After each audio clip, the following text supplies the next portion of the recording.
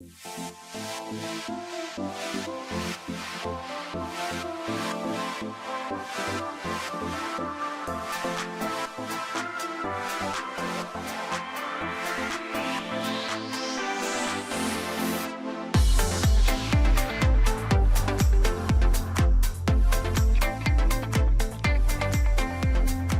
everyone and welcome. You are listening to 50 Shades of Beautiful, conversations in global beauty, inclusivity, and diversity. I believe we are all beautiful in our own skin, no matter your race, your color, your ethnicity, your shade, your background, your education. This is our birthright. I am Dr. Sonia, your host on today's podcast.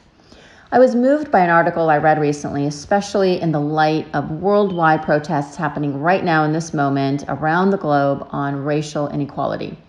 It came from a Black woman's experience, which I believe to be a skin of color experience, and it was very powerful and telling of our inherent responsibilities we all share in moving the movement forward. Here it is. I want you to understand my experience. I want you to ask hard questions and not judge me when I give you the hard truth. I want you to take the time and effort to see the world as I do. I want to be seen as a whole person and not just a stereotype. I want you to know how being an American can be both a source of pride and pain. I want you to understand the harm caused by discrimination and join me in speaking out against injustice and inequity. I want you to embrace cultural differences rather than merely tolerate them. I want you to celebrate with me the strengths and beauty of my culture. I want you to cry with me when racism and hatred win. I want to be able to connect with you as someone who is both different and the same. I want you to understand that differences are what make us special and the similarities are what make us human. We delve into some of these topics today with our special guest. Listen in and enjoy. So you guys, I'm so excited to have Dr. Renee Hilliard on my podcast. She is not only a friend with a very big heart, but she's also a physician who's practiced OB-GYN for the past 20 years, who's well known in our community. In fact, when I first moved here and I had my firstborn, everyone told me to go to Dr. Hilliard. But she was too booked out for me, so I ended up not being able to go see her. But I'm so happy that she's here today, and she's a personal friend of ours. She's gone on to get additional certification in somatic coaching, which also allows her to be an online intimacy and relationship coach. She's helped so many men and women who've gone through traumatic experiences and really helped them to love themselves again. She's also a Black woman who has grown up predominantly in a white community and knows the effects of the narrow definition of what beauty can do to you and your image firsthand. Thank you so much for being here, Dr. Hilliard. I'm so excited to have you.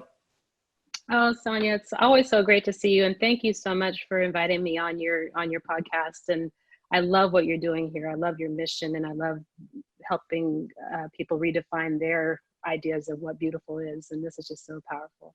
Well, I think you're going to have some really great stories to share with us and our audience. And just to kind of position where we all are right now, you know, the world has changed in the past few months. The world has literally turned upside down. We are just at the end of the COVID, I hope, and we're opening up slowly our communities. We're in the phase 3 mission now. And then we've had these worldwide protests going on in the world about racial inequality. These movements, I think, are so important, and I just hope that they keep moving. I think that's really important. And, you know, you bring a very special perspective, as do I with my patients, right? Being skin of color. What is your perspective? What has your upbringing been as sort of the Black educated woman, because I'm sure that might be a different experience altogether. And what is your perspective about what's going on in the world today? Yeah. So it's such a complicated issue. And like you said, my experience was somewhat different. Both of my parents are physicians, and they're both Black. And then also my grandfather was. I have several cousins that are physicians and other professionals. So my experience was a little bit different, but still a lot the same as other Blacks, because when I walk through the world, you know, in street clothes. I'm a Black woman, and so I have that experience.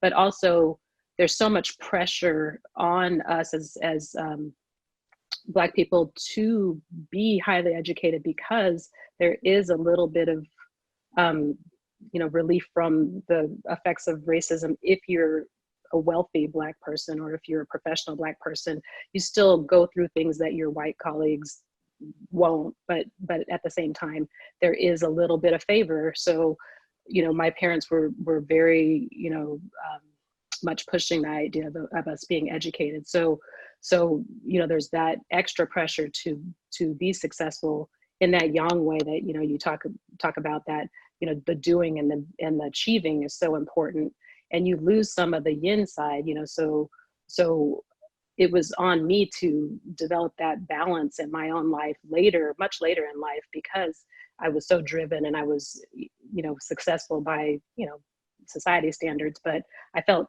empty inside because I hadn't given myself a lot of self-care along the way, and I felt depleted and burnt out. So we're at higher risk of that because we're pushing so hard to achieve sometimes, and then we forget, you know, to take care of ourselves, and so it's not sustainable.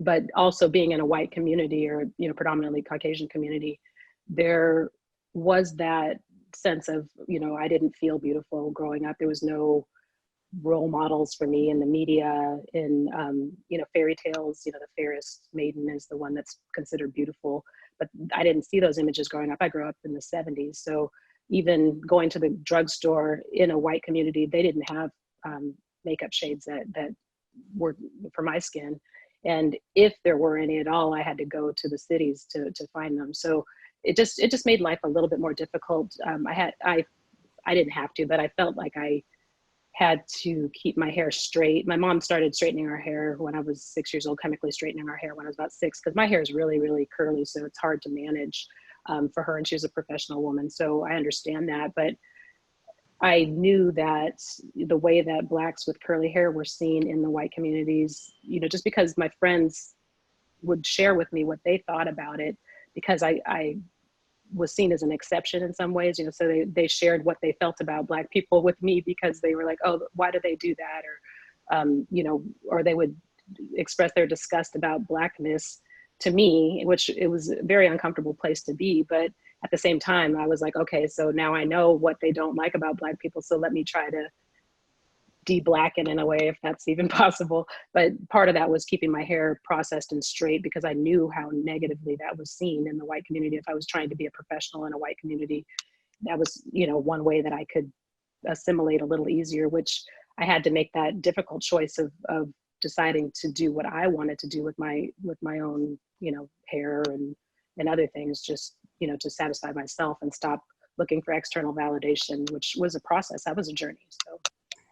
And was that hard? I mean, that is something, you're right. Like even in our education, because with dermatology and skin and hair and nails, we talk about it as if, you know, it's sort of this universal, but there isn't. There is this segment of skin of color that is different, that is higher risk for certain things in terms of skin, that do have very special styling practices when it comes to hair.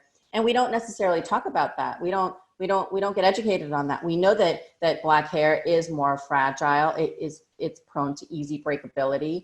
But it wasn't until I did have a mentor who really was specialized in hair, and he would go to the hair salons in the Black community and ask questions, right? Like, why is it? What do you use? Why do you use it? How often? So he got a better perspective about what his patients were going through. And it's not okay to say, you know, for somebody who I'm treating, let's say for hair loss, you know, I'm not expecting them to shampoo their hair like a normal, like, you know, with my hair, for example, which is more straighter and maybe also coarse, where I may shampoo my hair, you know, once a week or a couple times a week.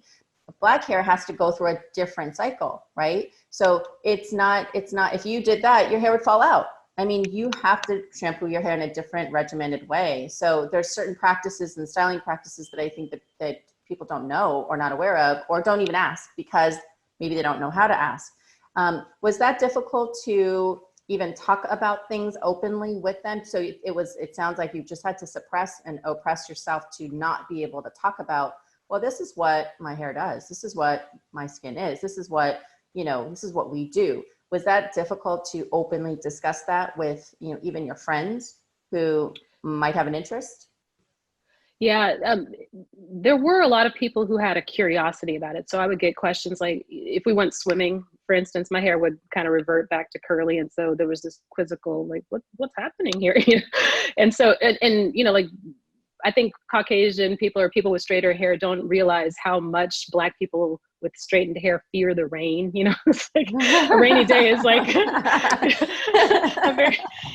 it's a traumatic day for me. If I'm trying to maintain my hair straight. But just having a mentor like you had, that is so powerful. That somebody was willing to take the extra effort to go into Black salons and see what's done to Black hair. But even just the idea that those chemicals that are used on our hair are not tested to see if they're safe. I put my hair through 40 years of processing with chemicals. I don't even know if it has an impact on my health later in life. But the idea that straight or Caucasian or straighter hairs are normal, where my hair is not normal, when there's billions of people on the planet with curly hair like this. Yeah. But it's considered the abnormal variety of hair, which is ludicrous to me. It's the kind of hair that grows out of my head. It's not abnormal, it's normal for me. But just even that idea that normal hair versus Black hair, it's like, that doesn't even make sense to me. But just unwinding that conditioning in my own mind that my skin is not abnormal, it's my skin, and my hair is not abnormal, it's my hair. So those kinds of things can erode your self-esteem if you let it, and I think I would imagine that anybody that's not of the majority population has things that eroded their self-esteem in certain ways, and they may not even be aware of them sometimes, just even preferences for lighter skin if you're not even Black, those kinds of things. And just some of the crazy things, like like you mentioned in one of your other podcasts, that Caucasian people are continuously trying to get their skin darker, so they're exposing themselves to sun, and tanning beds and all this stuff. And sometimes they actually end up being darker than my skin tone, which is kind of a medium. Oh, yeah. Or a little bit lighter medium shade of Black skin. They end up being darker than me, but because I have African features and I have dark skin, then I'm considered not beautiful, so that it doesn't even make sense if you look at it that way. Yeah. And I've had people comment, "Oh, I wish I had your skin." I'm like, well, if you took all the other liabilities that go along with being a Black person with that'd be great too. But yeah, you're right. You're right. They're wanting to be like my shade or darker. They're like telling me, I want to be as dark as you. And then, you go to the next room and it's like the complete opposite. Like, give me some brightening, give me some lightening creams, give me some whitening, give me the stuff that Michael Jackson had, because I want to be all one color and white. And I'm like, oh dear. So it is all about really refocusing what beauty is, because we are all beautiful. And can we just talk about how difficult it was, and it still to some degree is, finding your shade of color? You go to the store and it was literally, growing up, there was like maybe one brand that I stuck with, and it was like only in this one store that I had to make sure was there and hopefully had that shade that just happened to blend my skin. And God forbid, if you're also breaking out and you have hyperpigmentation, you've got to find something else. And there was one that was that would blend it specifically to your skin color, and I tried that, but it still wasn't the same. It wasn't my skin color. So you speak about that important point. Do you think we've come any further in kind of that aesthetic industry and really looking at skin of color as a whole? Where do you think we are? What is your perspective on that? Yeah, I definitely think I mean, I know it's a lot better. When I grew up, like I said, in the 70s, so there was one brand of makeup that was dark enough for me. And like I said, I'm not even a dark skinned Black person. So I saw that evolve. And I know the brand that you're talking about that you could mix in the store, but it's twice as expensive. So, that was limiting for a lot of people. But the first brand that was available was so greasy that it, exacerbated acne. And then I ran track. So I would go run track and I would have this greasy, like brown stuff all over my collar. So I wouldn't wear makeup most of the time. But I think the fact that Black women as a whole spend twice as, per capita, spend twice as much money on beauty, that drove things to evolve, to what we have now, where we have multiple shades of darker skin tones represented in makeup and that kind of stuff. So luckily economics drove that development of this range of products being available. And for the most part, it's much more available.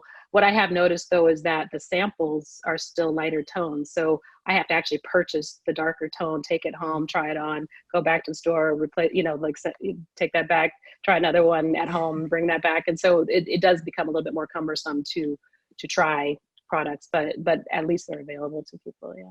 And I think that they think that certain, like tan is the darkest people are, right? There's no other deeper color after tan. Right. Even calling it tan, like tan for me is a whole different color than what they're offering as tan, So. Absolutely. Yeah. So, Dr. Hilliard, you help a lot of people with your unique background. You really help them to heal on a whole level, which is so wonderful. Not only do you bring, your medical brain and your experience from being OB/GYN, but you also bring your heart and being able to coach people and really free themselves, release themselves from their past pain, whether it's something traumatic, not feeling enough, shaming their bodies. Tell us a little bit more about what you do to help people and some of the stories of, what people are going through out there that we don't know. Yeah. So it really began with my own personal development journey. Part of it was that as a Black woman walking through society, even though I'm highly, educated, I've achieved a lot, there are discrepancies in my experience, both in the workplace, not being treated fairly, those kinds of things, but also in dating. If you look at the dating apps, the least likely category to be chosen are Black women on those dating apps. So I know dozens of gorgeous, stunning Black women who are professionals, who are kind, and they can't find partners. And, darker skinned Black women especially are the least likely group of people to be married. So it can affect, whether you end up having children and those kinds of things. And that was my experience, that I struggled to find people to date, or, just the way that I was treated, in dating was unacceptable. But because my self-esteem had been eroded by a lot of the ways that I was treated, you end up putting up with things that you shouldn't. Your boundaries become a little, shaky. And so some of my process was just to learn how to maintain my boundaries in dating, those kinds of things. I went to a really powerful seminar, which was like a week-long seminar for professional women in dating. And so much was illuminated for me during that. So one of the processes they took us through was a funeral of your own funeral, like a yes, I've heard mock funeral. Yeah. And the person running the program, he was actually influenced by Tony Robbins, but he said, "You're going to die one day. What do you want to do?" And I got out a piece of paper and I started writing down all these things. And so in the next 30 days, I started salsa dancing. I went out to restaurants by myself, to bars by myself. And I was a sort of shy person, but I was like, I'm going to die one day. Like, I'm not going to stop myself from doing these things. Should have invited me. I would have gone with you. That's right. I started hiking more, taking care of my health more, all sorts of things. But part of that journey was also a spiritual development and trying to create balance in my life. I felt like I was really good as far as work goes, but then as far as social things and other things, I really felt like I could round that experience out. Like you were saying with owning your own company and having certain departments failing. And I knew there was a lot of work that could be done. So I started doing those things. And part of that journey led me to this coaching development. So I went into it thinking that I would add that to my medical practice, learn to be a embodied coach. So part of the thing that helped me unwind a lot of trauma from my system, and I didn't even consider myself a traumatized person, like if somebody had asked me 5 years ago if that was true, I would have been like, no, I had a good life. But I realized that, all these little wounds that you have walking through the world, not being included, it creates wounds in your system, and the body keeps the score. That's a book by a psychiatrist from Harvard that talks about the little micro traumas you accumulate through your life. And the way to get rid of those or to heal them is to go into the body. So somatic coaching gets you into the body where the wounds are held so they can unravel and heal. And once I started doing that for myself, and then I learned to coach, I was planning to do that in regular medical practice to help my patients. But then I realized that that is medicine, and that's the kind of medicine I wanted to deliver. I majored in psychobiology in college, and a lot of this new awareness of these techniques is in modern psychology, really work with how beliefs are shaped and how they're changed, and also how to release trauma. And I was so interested in that whole process, and I'm kind of a neuroscience nerd. So, so it was so powerful to see people, once I helped them, create more self-empowerment and self-esteem and start having more joy in their lives. I realized that, dis-ease causes disease. And so going to the root of the problem is really going to the root of the beliefs that you're holding that are causing, you to feel the way you're feeling, and lack of joy, not feeling enough, you know, low self-worth, and just not being able to love yourself. And so that's what I bring into the coaching, is a lot of those kind of things. And I love doing what I do. So it sounds like we all have some micro trauma, and we might not even be aware of that. Right. If I look back, I mean, of course, there are probably things that I blow off that I don't think about on a daily basis, but over time might impact you and become this greater whole that is now impacting you one day in your life that you wonder, why did this happen? And is that sort of the accumulation of all these micro traumas? How does someone know that they are traumatized in some way or have these micro traumas? Yeah. I think it's hard to walk through the world as a woman without accumulating micro trauma, just because women are not seen as, as valuable in society as men. So a lot of my clients are women. I do work with both women and men, but what I've seen time and again from women is this feeling of, I just feel like my life is muted, or I can't experience joy, or I feel like I'm not enough. I'm comparing myself to other women, and I just feel like I always come up short. That whole idea that, you can never be thin enough, or, just my selfie doesn't look as pretty as hers. And that comparison, when, if you think of beauty like you do nature, or natural beauty, you don't ever say that that flower is inferior to that flower. We're all different, but doesn't mean that we're, one's better than the other.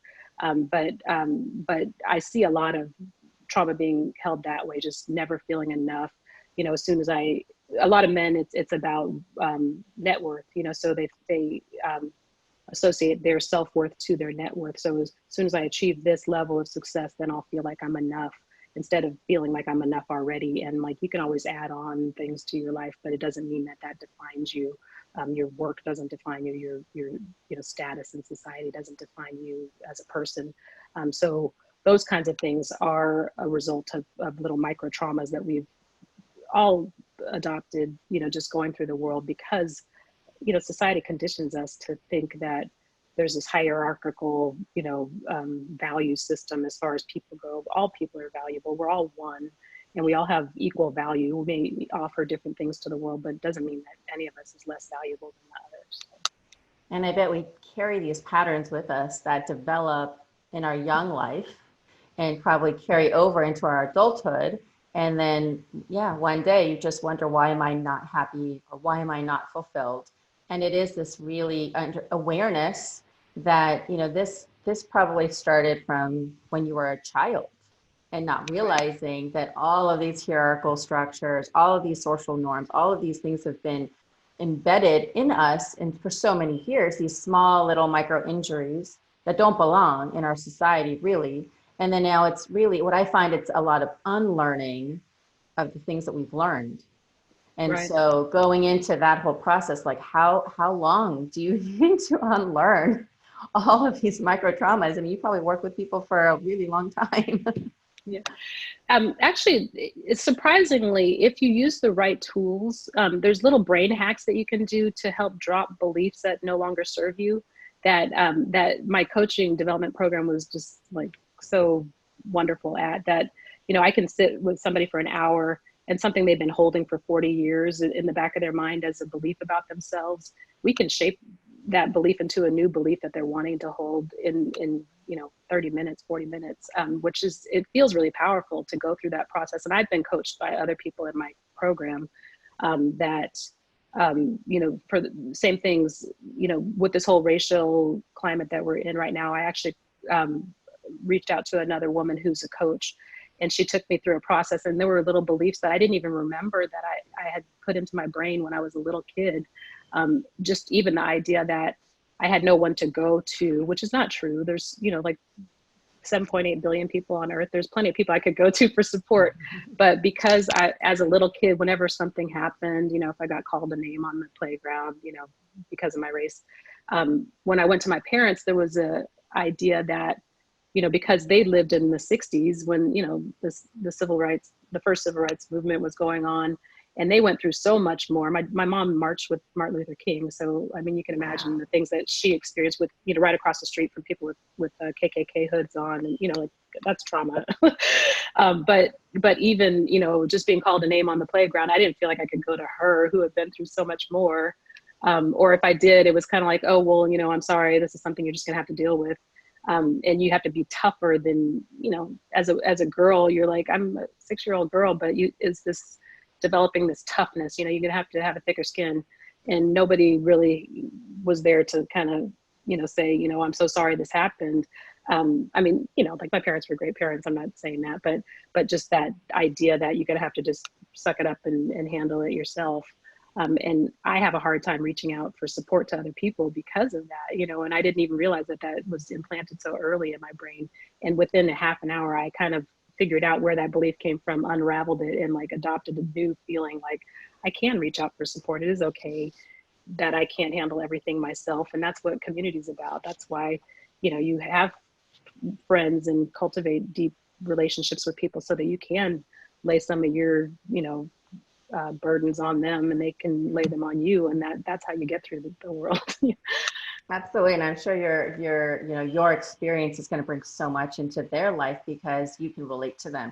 You've gone through some of these experiences. You've gone through your own kind of self-development and your own personal spiritual development. So I think that you play such a huge role in just doing it yourself. You can connect that much easier for your patients. So I applaud you. You're doing such great work, and I think you're transforming so many people's lives and their confidence. And that's really what beauty is. It is about just increasing your confidence and being happy in your own skin and being who you are. So I commend you for all the great work that you do with your patients.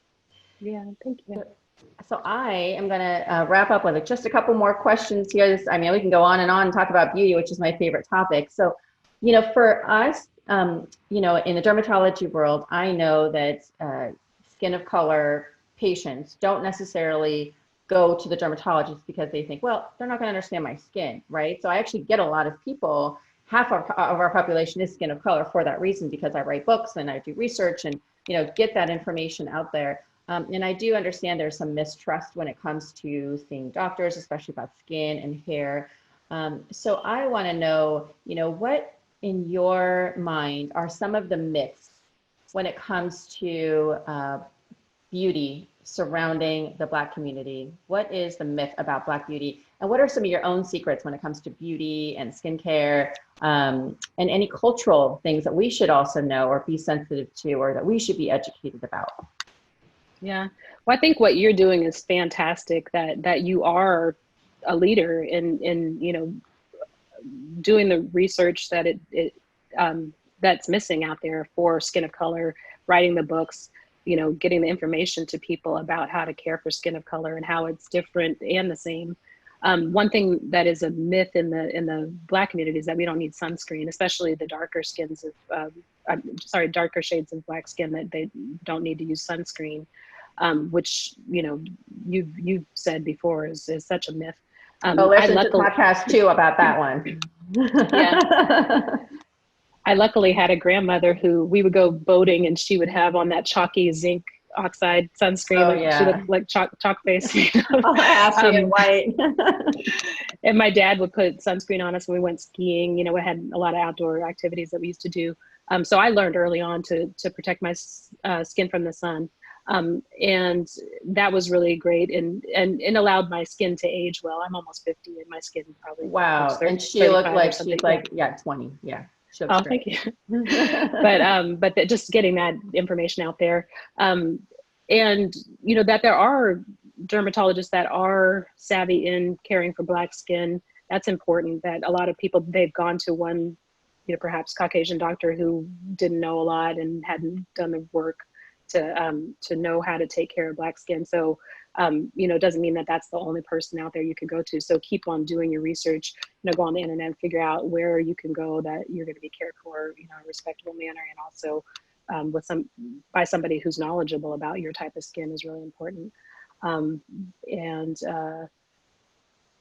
Yeah, those are all great things. yeah, And anything with it, with also hair, anything yeah. myths about hair, or what you do, what your own secrets are for skin and hair. Yeah, yeah. Our skin and hair tends to be very dry. Not everybody, but most Black people have pretty dry skin and hair, and so just how important moisturizing the hair is and moisturizing the skin.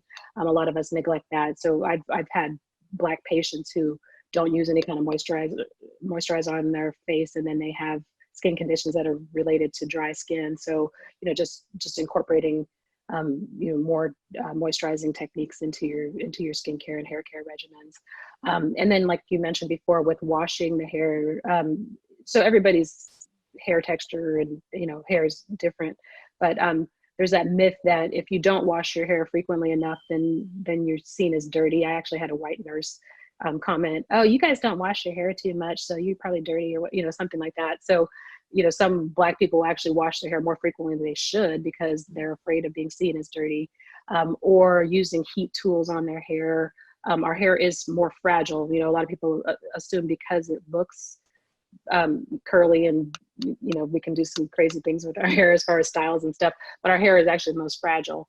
So if we use high heat on our hair, it can be damaged really easily and break off. And yeah. And I do see that. I see a lot of hair loss conditions in African American females because of the styling practices and just the relaxers and the chemicals and the heat, which literally just burn away their hair. And it's to the point where they've done it over so many years that it becomes scarring. It's not going to come back. And that's the tough part. Mm-hmm. Yeah, and tension, like with braids, and other what we call protective styles. Yes. Which is a misnomer that by putting hair into braids and then putting either weaves or wigs or whatever on top is going to keep your hair protected. The tension from the braiding or the twisting actually can damage your hair quite a bit, and then you can't grow that hair back because the scalp becomes damaged. So just even those myths that are perpetuated in the Black community, when you see hair videos, a lot of times they say, I'm protective styling, and it's like, I don't know so much, but those kinds of things.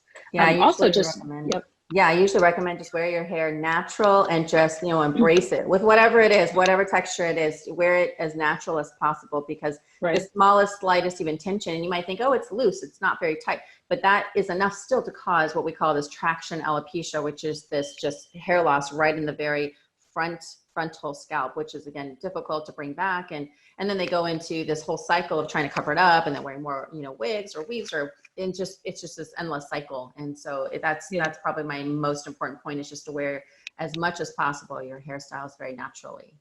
Yeah, and even bleaching the hair is so damaging, and I see a lot of Black women wearing their hair lighter shades, which that's their choice, but just knowing that can be really damaging to the hair, and especially if you're doing other processes on top of that. Yes. Yeah. So tell me, Dr. Hilliard, what would you tell the younger you, if you can go back in time and talk to that 5-year-old, 10-year-old Renee Hilliard, what would you tell her? Yeah, so one of the greatest things I do in coaching is actually do that process, which is so powerful, to go back and actually talk to yourself. You can record it and like listen to it back in your own ears. And I've like brought myself to tears by actually talking to my younger self. But just if I had known at 5 or 6 years old, which is when I started to become aware of my race and how it was perceived in the world. I knew that I was darker than other people, but to know how that was seen in the eyes of the majority, if I had known that it was a systemic issue, that race wasn't even real, it was created to be able to oppress people, and there's more there's more variation in the DNA within a race than between races. And if you look at if somebody calls themselves one race or the other, it doesn't necessarily even match the DNA. So if I had known that at 5, that this is just a systemic issue that was used to oppress people. It has nothing to do with you. So as a little kid, you start to internalize some of this stuff, and you're like, I'm excuse me, I'm bad, I'm wrong, something's wrong with me, I'm not beautiful, I'm not cute like the other blonde girl in my class who gets all the Valentines on Valentine's Day, and just being rejected, even in sports, when they're picking teams, you tend to be picked later, and those kinds of things add up as little micro traumas that if I had known then that this is not something wrong with me, if this is something wrong with the system or wrong with the world and it needs to be corrected, I could have potentially had a higher self-esteem growing up. And, the challenges during dating, I could see that as just, there's a systemic issue going on, not you're ugly or you're bad or you're not, cute enough to be dated or, those kinds of things. And so I think that would have been powerful to know then. And I hope that a lot of younger girls are starting to become aware of that now with the climate that's going on right now. Well, that's a good segue to my next question, which is, what then is your superpower? My superpower is probably playfulness. So one of the things that people comment to me most is that you're so not childlike in the sense that I'm immature. Well, I guess I am in some ways. But, okay, you're but I'm just kind of happy-go-lucky, and I'm like I'll break out into spontaneous dance and those kinds of things. Salsa dancing. Yeah. And kids gravitate towards me. So at a party, I'll be sitting there doing flips on the grass with the kids, where everybody else is sitting there with their legs folded and not looking like they're having a great time, and I'll start dancing and stuff. So I think that's probably my superpower that has helped me get through. I have, I'm kind of a comedian, not one that's going to ever be paid to stand on the stage and do it, but I make jokes about everything. So I think it helped me be accepted, just because I have that playful spirit, but also helped me release trauma along the way, which I didn't even realize until much later that, that's the way I coped with a lot of the things that were happening. And so, I think it's a gift that was my, my personality, from the beginning, but that's really good, kept me going. So Dr. Hilliard, this has all been such great information, and I think it's going to be so helpful to our audience that is listening about what they can do about what maybe their micro traumas have been throughout their life, or maybe they are looking to talk to somebody or seek some help. How can our audience find you? Yeah, thank you. So they can go to my website, which is reneehilliard.com. And then there's a contact form that they can fill out, and then I'll contact them, or they can email me at drrenee@reneehilliard.com. And then my Instagram handle is Renee Hilliard MD. Well, thank you so much. I think this has been really enlightening and just helpful to all 50 shades of my audience. It's been such a pleasure and such an honor to have you as one of my first guests. So thank you, Dr. Hilliard. Thank you so much, Sonia. This has been an honor and a pleasure for me. And we're going to have you back. Maybe you can teach us one of your hacks that you do for some of your patients. That would be really wonderful to learn, and maybe able to have our audience go through some exercise like that. So hopefully you'll be back again. Yeah, I would love that. That's so great. Yeah, thank you. All right. Thank you so much. Thank you all for listening to this podcast episode of 50 Shades of Beautiful. I am so happy and so grateful to connect with you all. Now for your homework assignment. What one step will you take to help break through your own personal traumas, your own injuries, your own fears, and your own pain? Will it be listening to inspiring stories like these on future podcasts, or sharing with your own tribe of your own supporters, or seeing a professional who can help you through it? Whatever it is, take care. Take care today of your heart, your mind, your body, and your spirit. In fact, declare it in writing and tag me on Instagram. What is that one thing you will do to break free? If you found this podcast helpful, please subscribe below, and don't forget to leave us a comment on future episodes you would love to see. And please share this with someone else that this can help. Our goal is to help thousands of people. We can't wait to see you guys on our next future episode. In the meantime, stay safe, stay healthy, and always stay beautiful.